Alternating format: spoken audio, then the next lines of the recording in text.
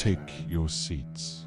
Today, we address the final insult, the ultimate act of psychological erasure, the discard.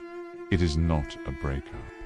A breakup implies a mutual severing, a shared, however painful, conclusion. This is an amputation, performed without anesthetic while you are still awake. One moment you exist in their world. You are a character in their story.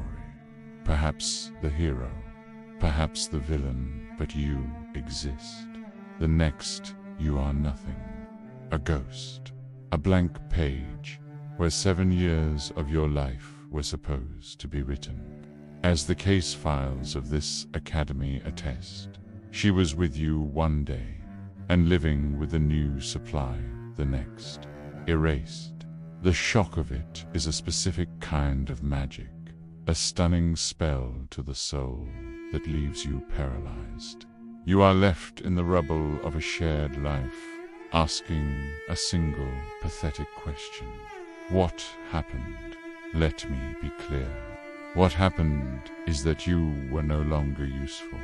This is the first lesson, the autopsy of the discard.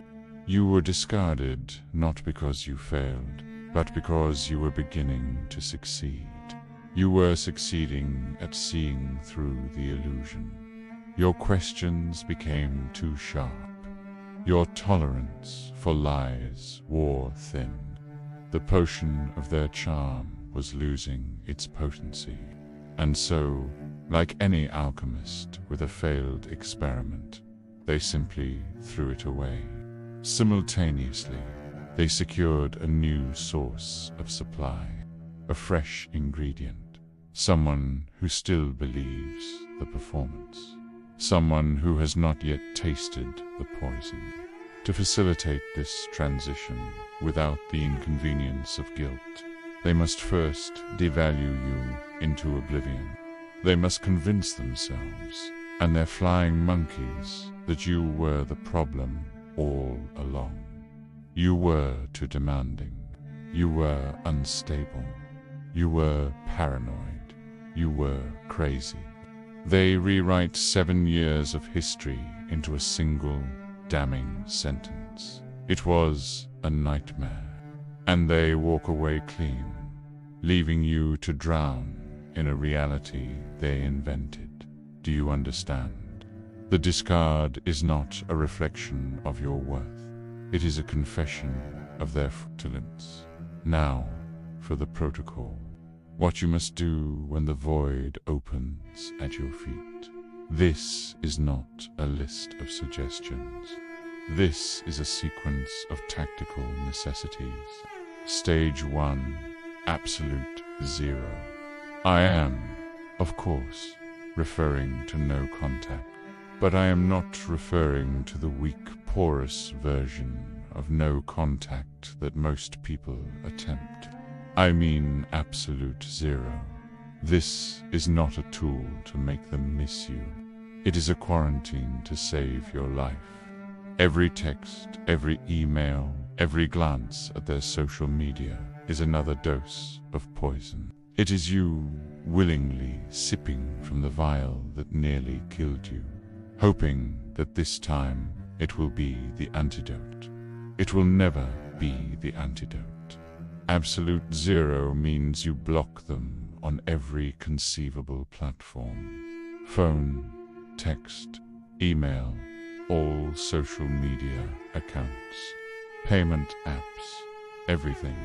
You do not send a final message. You do not seek closure. Closure is a myth they invented to keep you engaged in the game. Your closure is the silence, and you block their enablers, their family, their friends, the flying monkeys who consigned their lives. You seal the dungeon, you bar the doors, you salt the earth. You make your life a fortress they no longer have the key to. This will be the hardest thing you have ever done. The addiction to the trauma bond will scream for another hit. You will deny it. Stage 2. The Ritual Purge. Your environment is contaminated. It is filled with cursed artifacts that hold a residual charge of their magic. You must perform a cleansing. Every photograph, digital and physical, every saved text message, every old email, delete them, all of them. You are not erasing the memories. You are removing the instruments of your own torture. You do not keep a collection of the knives that were used to stab you, the gifts they gave you, the trinkets, the clothes. Burn them, donate them, throw them away. These are not symbols of love. They are trophies from their conquest of your soul. Sanitize your space until there is no trace of them left. Reclaim your territory. Let it be yours and yours alone. This is not an act of anger. It is an act of spiritual hygiene. Stage 3. The Forging. After the shock comes the fire. A rage so profound it feels like it could burn the world to ash. Grief so heavy it could crack the foundations of the earth. This energy must be channeled. Left untamed, it will consume you, as it consumed you before. The case files are clear on this. The discard led you to a gambling addiction, a financial inferno born of unprocessed pain. You tried to numb the fire with a different kind of burn, a fatal miscalculation. This raw, volatile energy is the prime material for your rebirth. It must be taken to the forge. The ancient Stoic philosopher and Roman emperor Marcus Aurelius wrote in his private meditations, "You have power over your mind, not outside events. Realize this, and you will find strength." This is the ultimate countercurse to the narcissist. Their entire existence is a desperate, failed attempt to control outside events. You, their image, the narrative. Your power comes from releasing that illusion and focusing only on the single thing you command, your own response. So you will take your rage to the forge of the physical body, lift weights until your muscles scream, run until your lungs burn. Let the pain of effort purify the pain of betrayal. You will take your grief to the forge of creation. Write, build, create the business, film the videos, brew the potion that is your life's work.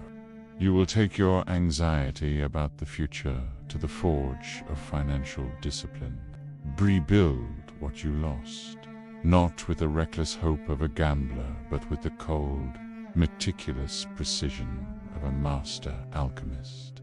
You do not control that they left. You control what you build in their absence. Stage 4. The inevitable hoover. Weeks or months after you have sealed the tomb and begun the forging, you will hear a scratching at the